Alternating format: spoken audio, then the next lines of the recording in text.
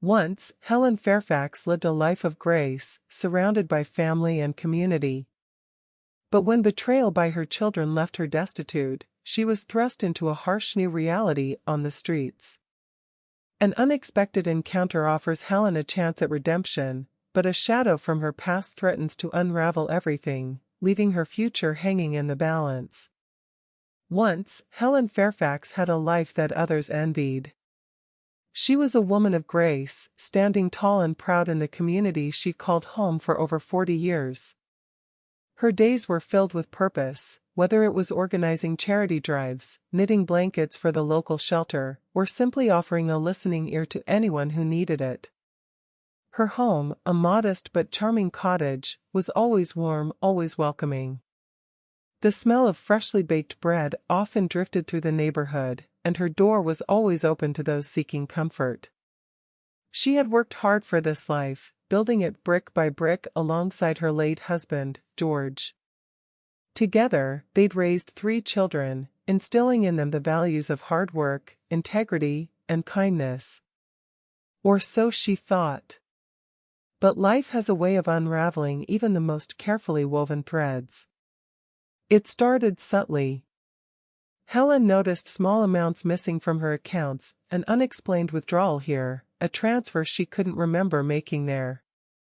She asked her children about it, David, the eldest, who had always been the most responsible, Susan, her only daughter, who had a sharp mind and a sweet smile, and John, the youngest, with his easygoing charm and endless promises. They brushed off her concerns with the smooth ease of those who believe their deceit will go unnoticed. "Mom, you must have forgotten," David would say, his tone just patronizing enough to make her doubt herself. "I'll take care of it. Don't worry." And she didn't, at least, not at first. After all, these were her children. She had raised them, loved them, and trusted them with everything. But as the months wore on, the financial discrepancies grew, and so did her unease. She confronted them again, this time with more urgency. David's reassuring words became sharper, Susan's smile a little too tight, and John's charm felt like a mask that was starting to slip. One evening, as Helen sat in her living room, she realized the scope of what had happened. The savings she and George had carefully put away for their twilight years were gone, every last cent. The house she had lived in for decades, filled with memories of a life well lived, was mortgaged to the hilt. She was drowning in debt she hadn't created, and the people she had trusted most in the world had pushed her into the deep end. The confrontation was brutal. Helen, once so strong and sure of herself, found her voice trembling as she demanded answers. But her children, the very ones she had nurtured and loved, stood before her with cold eyes and empty apologies. They were sorry, they said, but there was nothing to be done. The money was gone, and so was her home. Her son David, who had taken control of her finances under the guise of helping her, now stood over her like a stranger. "It's for the best, Mom. You'll be better off in a smaller place. We'll take care of everything." But there was no smaller place. No new home waiting for her. The day she had to move out, she left with nothing but a small suitcase and a crushing sense of betrayal, as she took one last look at her beloved cottage, which now belonged to the bank. With nowhere to go and no one to turn to, Helen found herself on the streets, a place she had never imagined she'd end up. The first night was the hardest. She wandered aimlessly, clutching her suitcase as if it held the remnants of her old life. The night was cold, and the city, which once felt like home, now seemed vast and indifferent. She eventually found herself huddled in a doorway, trying to find warmth in her thin coat. Sleep was elusive, and when it finally came, it was filled with nightmares of all she had lost. Days turned into weeks, and Helen's world became a blur of survival. She learned quickly which corners of the city were safer to sleep in, which soup kitchens offered the warmest meals, and which faces to avoid. She became one of the invisible people, the kind you pass by on the street without a second glance. The kind you pity, if you notice them at all. The hunger gnawed at her constantly, and the cold seeped into her bones, but it was the loneliness that hurt the most. She missed her home, her friends, the life she had known. But most of all, she missed the illusion that her children loved her as much as she had loved them. Every day was a battle against despair. Helen spent her days in the park, watching life go on without her. She saw families laughing, couples holding hands, and children playing, all reminders of the life she had lost. Sometimes, she would sit on a bench, lost in memories of better days, until a sharp word from a passerby would snap her back to the harsh present. Even in the face of such hardship, Helen tried to hold on to some semblance of dignity.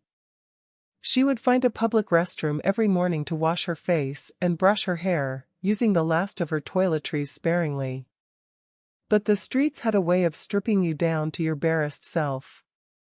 As winter approached, Helen's resolve began to falter. The cold nights were brutal, the hunger relentless. She found herself praying for the strength to carry on, even as she wondered how much longer she could endure this life. It was during one of these bleak nights, as she sat shivering in a deserted alley, that Helen began to question everything she had ever believed in: family, love, and trust. The betrayal of her children weighed heavily on her heart, a wound that refused to heal. She thought about them often, wondering if they ever thought of her, if they felt any regret for what they had done. But deep down, she knew the answer. They had taken everything from her: her money, her home, her sense of self. But there was one thing they could not take: her will to survive. Even in her darkest moments, Helen clung to that small spark of determination, a flicker of hope that one day, somehow, things might get better.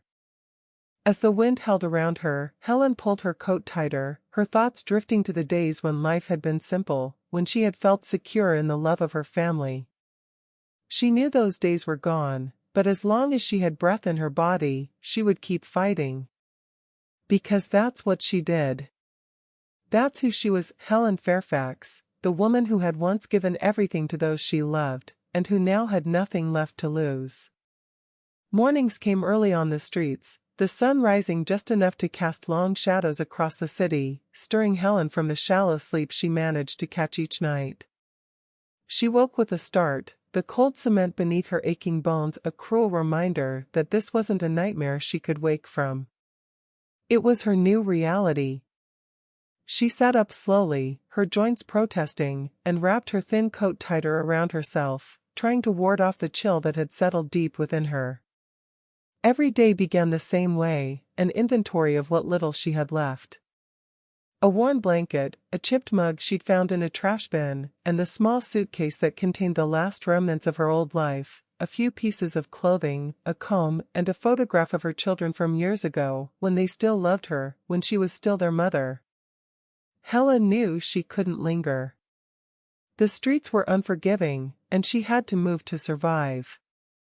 She pulled herself to her feet, wincing as she did. Each step was an effort, each breath a reminder of how much she had lost. Her first stop was the public restroom, where she washed up as best as she could. The woman who stared back at her in the mirror was a stranger. Her hair, once neatly coiffed, was now a tangled mess, and the lines on her face seemed deeper, more pronounced.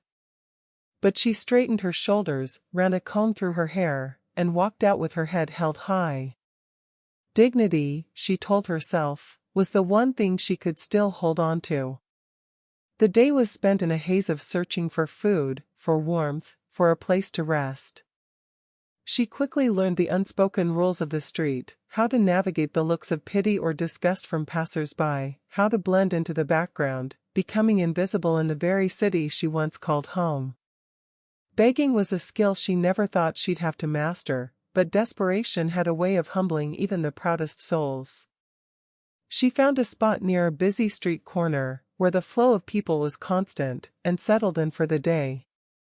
Holding out her hand, she asked quietly for spare change, her voice barely louder than a whisper. Most people ignored her, their eyes sliding past her as if she didn't exist. But every now and then, someone would stop, dig into their pocket, and drop a coin or two into her hand. It wasn't much, but it was enough to keep her going. As the hours dragged on, Helen's thoughts often drifted back to her old life. She remembered the feel of her garden gloves as she tended to her roses, the satisfaction of a perfectly baked loaf of bread, the warmth of her kitchen on a winter's day. She remembered the pride she felt when organizing charity events, knowing she was making a difference in her community. Those memories were sharp now, cutting through the numbness that had settled over her since losing everything. They were a cruel contrast to the world she lived in now, a world where survival was a day-to-day struggle, and where her purpose had been stripped away along with her home. As evening fell and the city began to quiet, Helen found herself a place to sleep, a hidden corner in a nearby park, sheltered from the wind by a thick cluster of bushes. She lay down on the cold ground, pulling her blanket over her, and closed her eyes. The sounds of the city, distant traffic, the hum of streetlights, the occasional bark of a dog, faded into the background as she let herself drift back to her memories, to the life she once had. It was one of those days that weighed heavy on the soul, the kind where every step felt like a mile and every breath carried a burden. The sky was a dull gray, the thread of rain hanging in the air like a promise waiting to be broken. Helen's feet ached from the endless walking, her stomach growling from yet another day without enough food. She'd managed to gather a few coins, enough for a piece of bread if she was lucky, but even that small comfort felt distant. The city seemed colder today, more indifferent, and she felt the chill of it deep in her bones. Helen found herself a small patch of sidewalk, sitting down with her back against the cool brick wall, her thin coat wrapped tightly around her. She watched the world pass by, or rather, the world that chose to pass her by, feeling more invisible than ever. The sound of a car engine caught her attention, but she didn't look up. But this car slowed as it approached her, the hum of the engine growing quieter until it stopped altogether. Helen felt the tension rise in her chest, expecting the worst, another look of disdain, another dismissive word. Instead, she heard the sound of a door opening, followed by the soft click of heels on the pavement. She looked up, her tired eyes meeting those of a young woman who couldn't have been more than 30. The woman was dressed impeccably, her clothes a perfect fit that spoke of both style and wealth. Her hair was neatly styled, and her makeup subtle but flawless. Everything about her screamed of a life far removed from Helen's reality, yet her eyes were warm, her smile genuine. "Hello," the young woman said, her voice gentle but confident. "Are you hungry?" Helen blinked, unsure how to respond. It wasn't the question she had expected. She wasn't sure what she had expected, but kindness wasn't it. Her guard went up immediately, suspicion flickering in her gaze as she tried to gauge the young woman's intentions. But hunger, gnawing and relentless, made the decision for her.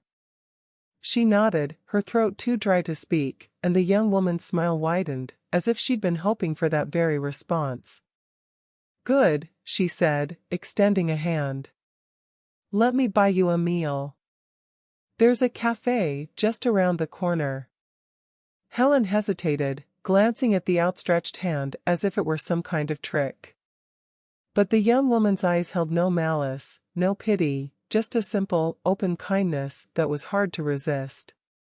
Slowly, Helen reached out, her fingers trembling slightly as she placed her hand in the young woman's. The warmth of that touch surprised her, as if she'd forgotten what it felt like to be touched by another human being. The young woman helped her to her feet, steadying her when she wobbled. They walked in silence, the young woman leading the way with Helen trailing just a step behind, unsure of what to say, or if she should say anything at all. The cafe was small but inviting, the smell of coffee and fresh pastries wafting out the door as they stepped inside. It was warm, and for a moment, Helen just stood there, soaking in the heat and the sense of normalcy that came with it. The young woman guided her to a table by the window, pulling out a chair for her before sitting down across from her. Helen sat stiffly, aware of how out of place she must look, her clothes worn and dirty, her hair unkempt, her face lined with the stress of survival. She tried to make herself smaller, folding her hands in her lap and lowering her eyes to avoid the curious glances of the other patrons. The young woman waved a waitress over and ordered for both of them a bowl of hot soup, fresh bread, and a steaming cup of tea. When the food arrived, Helen stared at it for a moment, her stomach clenching in anticipation, but also in nervousness. She hadn't eaten a proper meal in so long, and she felt almost embarrassed by how desperately she wanted to devour it. She picked up her spoon with shaky hands, dipping it into the soup and bringing it to her lips. The warmth spread through her, and for the first time in what felt like forever, she tasted comfort. As Helen ate, the young woman watched her, but not in the way others had, the way that made Helen feel small and ashamed. No, this woman's gaze was gentle, patient, as if she understood that Helen needed this moment, needed to take her time. After a few minutes, when the first pangs of hunger had been soothed, the young woman finally spoke. "My name is Grace," she said, her voice soft but steady. "I saw you sitting there, and I thought you might like a hot meal." Helen looked up, meeting Grace's eyes. There was no judgment there, no pity, just sincerity. "Thank you," Helen managed, her voice rough and unused. Grace nodded, smiling warmly. "You don't have to thank me. Everyone deserves a little kindness." The words struck a chord deep within Helen, something she hadn't felt in so long, a connection, a reminder that she was still a person, still worthy of compassion. She wasn't sure how to respond, so she simply nodded and took another sip of her tea, letting the warmth fill her from the inside out. As they ate, Grace didn't press Helen for information, didn't ask prying questions. Instead, she talked about simple things, how she loved this cafe, how the weather had been unpredictable lately, how her day had gone. It was ordinary, mundane even, but it felt like a lifeline to Helen, something to hold on to in a world that had become so foreign and cold. But as the meal came to an end, and the plates were cleared away, Grace finally asked the question that Helen had been dreading. "Do you have a place to stay?" Helen hesitated, her hands curling around the warm mug of tea as she considered how to answer. She could lie, say she had somewhere to go, but there was something about Grace's presence that made her want to be honest. "No," she admitted quietly, lowering her gaze to the table. Grace was silent for a moment, and Helen braced herself for the inevitable offer of money or the awkwardness that usually followed such confessions. But instead, Grace leaned forward slightly, her voice gentle. "Why don't you stay with me for a while? Just until you're back on your feet." Helen looked up sharply, surprise and suspicion flaring once more. "Why would you do that?" Grace's smile was soft, almost wistful. "Because sometimes, we all need a little help. And because I can." Helen didn't know what to say. The offer was so generous, so unexpected, that she couldn't wrap her mind around it. She had been alone for so long, fending for herself, that the idea of accepting help, real, genuine help, felt almost impossible. But as she looked into Grace's eyes, she saw no hidden agenda, no ulterior motive. Just a simple kindness that felt like a lifeline in the storm. Hesitantly, Helen nodded, the words sticking in her throat. I don't know what to say." Grace's smile widened, and she reached across the table to squeeze Helen's hand. "You don't have to say anything. Just let me help." The drive to Grace's home was quiet, the kind of silence that held an unspoken understanding. Helen stared out the window, watching the city blur by in a mix of lights and shadows. She couldn't quite believe what was happening, that she was sitting in a luxurious car, heading to a place she didn't know, with a woman who seemed too kind to be real. But the warmth of the meal still lingered in her belly, and the memory of Grace's gentle smile eased some of her doubts. When they arrived, Helen's breath caught in her throat. Grace's home wasn't just a house, it was a statement of elegance. Helen hesitated as she stepped out of the car, feeling the weight of her old life clashing with the reality of this new, unfamiliar world. Grace led her inside, the door opening to a space that felt both expansive and intimate. The floors were polished wood, the furniture minimalist yet inviting. A few art pieces adorned the walls, nothing ostentatious, just subtle works that spoke of a refined eye. Helen felt like an intruder, too aware of the dirt under her nails, the worn edges of her clothes.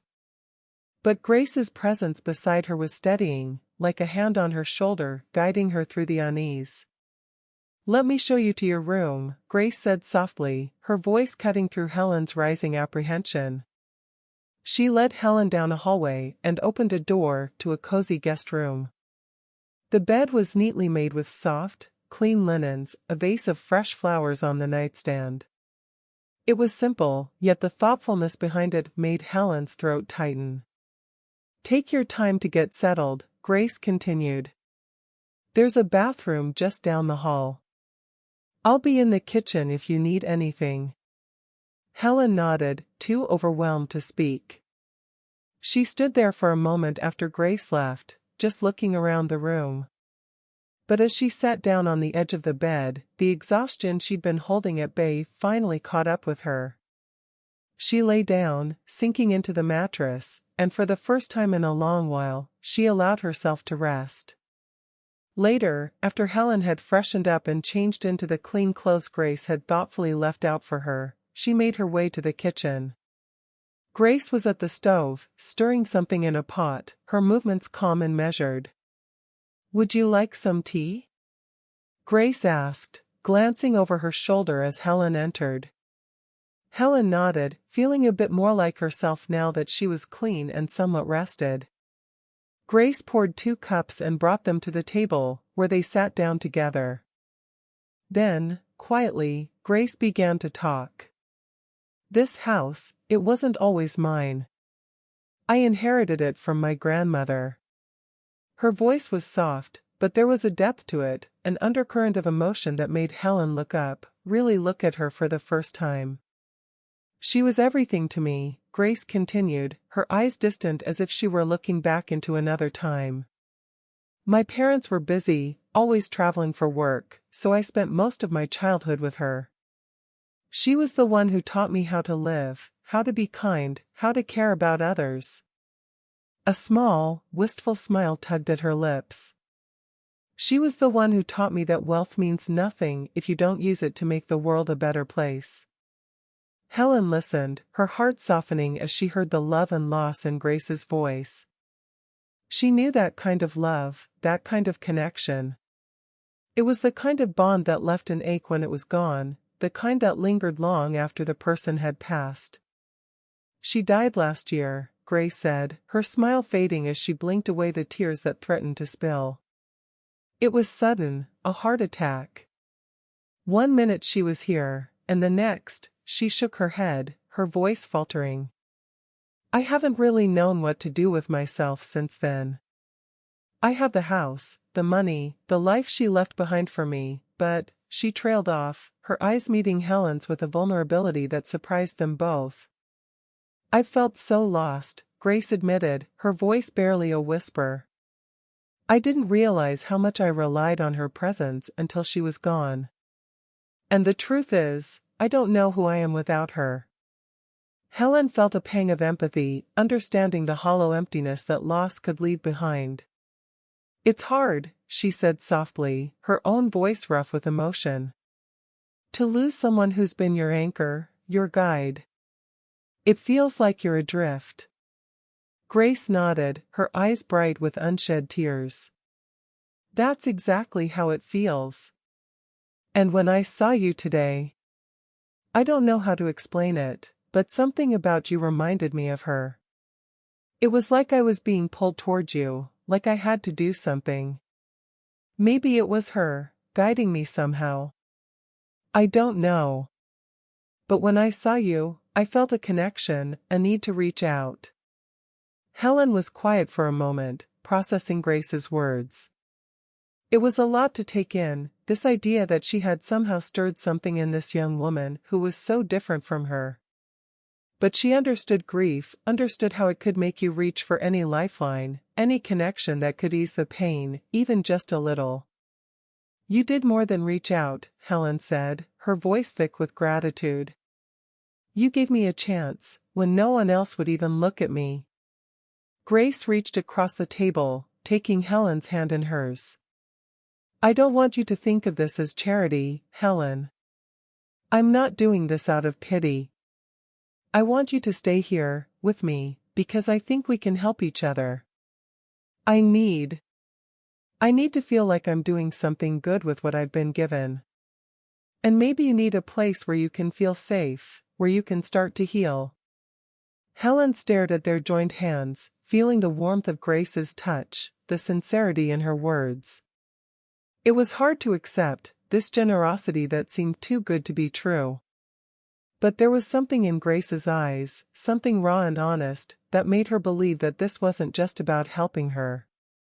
It was about finding a way forward, together. Helen woke each morning to the soft light streaming through the curtains, a feeling of warmth she had almost forgotten wrapping around her like a blanket. The first few days in Grace's home were an adjustment. The quiet luxury, the ease of everything, was so different from the hard edges of the streets. She felt out of place at first, like a guest who had overstayed her welcome, but Grace never made her feel anything less than wanted. As the days passed, a routine began to form. In the mornings, they shared breakfast together in the kitchen, the smell of fresh coffee filling the air. Grace was always cheerful, her voice light as she asked Helen about her sleep, about what she'd like to do that day. After breakfast, they would often take a walk around the neighborhood. Helen loved these walks, the feel of the sun on her face, the simplicity of moving through the world without the weight of survival on her shoulders. It wasn't long before Helen found herself drawn to the garden behind Grace's house. It was a small space, but it reminded her of the garden she once tended so carefully in her own home. She asked Grace if she could spend some time there, and Grace, with a smile, told her to make it her own. Helen spent hours in the garden, her hands deep in the soil, her mind at peace. In the afternoons, they would often sit together in the living room, reading or watching a film. They discovered a shared love for classic novels, and soon their conversations were filled with discussions about characters and plot twists, their shared laughter filling the room. It was in these moments that Helen began to realize just how much she enjoyed Grace's company, how much this new routine was starting to feel like home. But even as she settled into this new life, a restlessness began to stir within her. She couldn't shake the feeling that something was missing. She missed the work she used to do, the sense of purpose that came from helping others. It was a need that had always been a part of her, and it gnawed at her now, even in this place of safety. Helen began to think more and more about the community work she used to do, the fundraisers, the charity events, the way she had once been able to make a difference. She wanted to find that sense of purpose again, but she was conflicted. She didn't want to impose on Grace, didn't want to seem ungrateful for everything she had already been given. So, she kept her thoughts to herself, even as the need to do something meaningful grew stronger each day. Then, one morning, as they were finishing their walk, Helen turned to Grace and asked, "Do you know anything about the community center nearby? I was thinking, maybe I could volunteer there, just to see if there's anything I can do to help." Grace's face lit up with a smile, and without hesitation, she said, "I think that's a wonderful idea, Helen. I'm sure they would be grateful for your help." The next day, Helen walked to the community center on her own. It was a modest building, nothing like the places where she had once organized grand events, but it was busy and filled with people. Helen introduced herself at the front desk and asked if they needed volunteers. The woman there, with kind eyes and a warm smile, welcomed her immediately. Helen spent the day helping out in small ways, serving meals, organizing donations, talking to those who needed someone to listen. It wasn't much, but it felt like a beginning. When she returned to Grace's home that evening, she felt lighter, as if she had found a piece of herself that she had thought was lost forever. Grace noticed the change in Helen immediately. As they sat together over dinner, Helen shared stories from her day, the people she had met, the work she had done.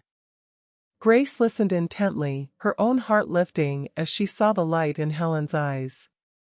She could see how much this work meant to Helen, how it was helping her heal. Helen's days at the community center became the highlight of her week. She found herself looking forward to each morning, the anticipation of stepping back into a world where she could be of use, where her presence mattered. Yet, despite the fulfillment she found in her work, there was a nagging feeling in the back of her mind. As the weeks went on, Helen couldn't shake the thought that she could be doing more. The center was always in need of supplies, of funds, of resources that went beyond what she could offer with her time and effort alone.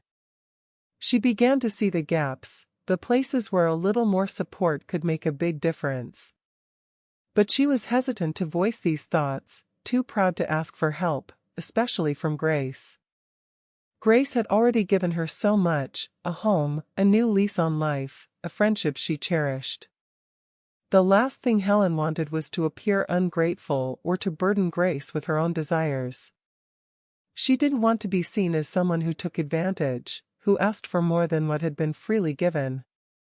So, she kept her worries to herself, pushing them aside as best she could, even as they lingered in the corners of her mind. Meanwhile, Grace watched Helen with a growing sense of admiration.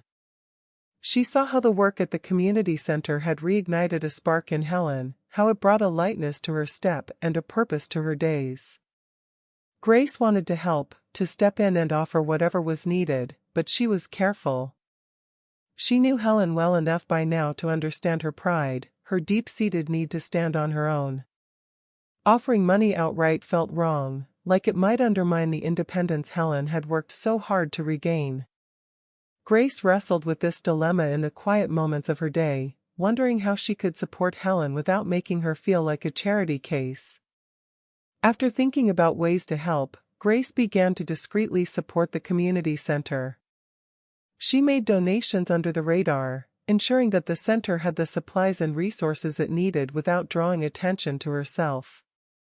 She arranged for deliveries of fresh food, clothing, and school supplies, all anonymously. Helen, unaware of the source of this sudden influx of help, continued her work with a renewed sense of satisfaction, believing that her efforts were paying off. It was only after a few weeks, when the center's director mentioned the mysterious benefactor, that Helen began to suspect. She watched Grace more closely after that, noticing the small, knowing smiles, the quiet way she would ask about the center's needs during their conversations. Helen's heart swelled with gratitude and a deep sense of connection to this woman who had come into her life like a quiet miracle. But rather than confront Grace, Helen decided to accept the help in the spirit it was given, without fuss, without drawing attention to it. She continued her work with a light heart, feeling as though she and Grace were partners in this new chapter of their lives, even if some things remained unspoken. One afternoon, as Helen was sorting through a new shipment of donations, the phone at the front desk rang. The receptionist called her over, a puzzled look on her face. "Helen, there's someone on the line asking for you. They said they're family." Helen's heart skipped a beat. Family. The word held so much weight, so many memories, both good and bad. She hadn't heard from them in over a year, not since they'd left her on the street with nothing. She took the receiver with a trembling hand, her mind racing with questions. "Hello?" Her voice was wary, guarded. "Helen, it's Susan." The voice on the other end was unmistakable, her daughter, the one who had once been the apple of her eye, the one who had been the most adept at hiding the knife she'd plunged into her back. "Mom, it's been so long." We've been worried about you. Helen's grip tightened on the phone. Worried about her? That was rich, considering they hadn't so much as checked on her when she was living on the streets. But she swallowed her anger, choosing her words carefully. What do you want, Susan? There was a pause, and Helen could almost picture her daughter's face, trying to calculate the right response. We heard about the work you've been doing at the community center. It's amazing, really. We're proud of you. Helen felt a wave of conflicting emotions, pride at hearing those words, but also a deep, gnawing suspicion. She knew her family too well to believe this was just a friendly call. Why now, Susan? Why reach out after all this time? Mom, Susan began, her voice softening in a way that would have melted Helen's heart years ago. We made mistakes. We know that. But we're still family, and we want to make things right. Helen's breath caught in her throat. The longing for family, for the love she once had, was still there, buried deep, but not forgotten. Part of her wanted to believe Susan, to think that maybe they had changed, that maybe this was a chance for healing. But the other part of her, the part that had survived betrayal and heartbreak, knew better. I don't know, Susan, Helen said slowly, her voice thick with emotion. It's hard to believe after everything that's happened. I understand, Susan replied quickly, almost too quickly. But let's talk. We miss you, Mom. David and John want to see you too. Maybe we can meet for dinner? Just to talk, no pressure. The offer hung in the air, tempting and dangerous all at once. Helen hesitated, torn between the desire to reconnect with her children and the fear of being hurt again. She had survived too much to let herself be dragged back into the darkness they had left her in. But the pull of family was strong, and the hope for reconciliation, however faint, was still there. The next day, Helen agreed to meet her children for dinner. Susan, David, and John were already seated, their faces lighting up as she approached. They greeted her with hugs, smiles that seemed sincere, and for a moment, Helen allowed herself to hope. The conversation started pleasantly enough. They asked about her work at the community center, how she was doing, if she was happy. She watched them closely, noticing the way they exchanged glances, the slight edge to their smiles. Finally, it was David who broke the surface tension. Mom, we've been thinking, with all the connections you've made, the people you're working with, maybe there's a way we could get involved too. You know, help out. Helen's stomach dropped. There it was, the real reason they had reached out. And what exactly do you want to help with, David? She asked, her tone cool. David hesitated, caught off guard by her directness. Well, we were thinking, if there's any way to. I mean, if you could introduce us to some of your contacts, maybe we could, benefit from some opportunities. Helen's heart broke a little more with each word. So this was it. They hadn't changed. They hadn't come to apologize, to make amends. They had come to see what they could take from her now that she was doing better. The realization cut deep, but it also brought clarity. She took a deep breath, her resolve hardening. I'm sorry, she said quietly, her voice steady despite the storm inside her. But I can't help you with that. My work at the community center is about helping those in need, not about making connections for personal gain. Susan tried to interject, but Helen held up her hand. I want to believe that you care about me, that you want to make things right. But this isn't the way to do it. I've been through too much to go back to that place where I let you take from me without question. Her words hung in the air, the tension thick and heavy. Her children looked at her, their faces a mix of surprise and frustration. They hadn't expected this new Helen, the one who wasn't afraid to stand up for herself, the one who wasn't going to be manipulated again. David's face tightened with barely concealed anger. So that's it? You're just going to turn your back on your own family? Helen felt a sharp pain in her chest at his words, but she didn't waver. I didn't turn my back on you, she replied, her voice firm. You turned your back on me when you took everything I had and left me with nothing. I've forgiven you for that, but I won't let you hurt me again. With that, she stood, her heart heavy but her spirit unbroken. I hope one day you'll understand what you've lost. But until then, I need to protect myself. I won't be part of whatever you're planning. I wish you all well, but this is goodbye. She walked out of the restaurant, her head held high, leaving her past behind. It hurt, more than she thought it would, but it was also freeing. For the first time, she felt like she was in control of her own life, her own choices. When she returned home, Grace was waiting for her, concern etched in her features. Helen didn't need to say anything, Grace could see the answer in her eyes. She pulled Helen into a comforting embrace, letting her friend lean on her as the emotions of the night washed over her. With her family firmly behind her, Helen felt a newfound sense of freedom. The weight of their betrayal, which had lingered in her heart for so long, finally lifted, leaving space for something brighter. Each day, she threw herself into her work at the community center with renewed vigor. Grace noticed the change in Helen. Over tea one evening, Grace finally broached the subject that had been on her mind for some time. Helen, she began, setting her cup down with a gentle clink. I've been thinking about the work at the center. I'd like to do more than just support you from the sidelines. What would you think about us officially collaborating? We could take what you've started and grow it into something even bigger. Helen looked at Grace, surprised by the offer but also deeply touched. You really want to do that? Helen asked, her voice soft but steady.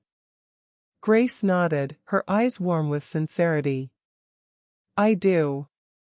We could pool our resources, expand the programs, reach even more people. But only if you're comfortable with it. I would love that, Grace, Helen said finally, a smile spreading across her face. I think we could do something really special together. And so, they did. The next few months were a whirlwind of activity. Helen and Grace worked side by side, planning new initiatives, securing funding, and expanding the community center's reach. The charity flourished under their combined efforts, becoming a beacon of hope for those in need.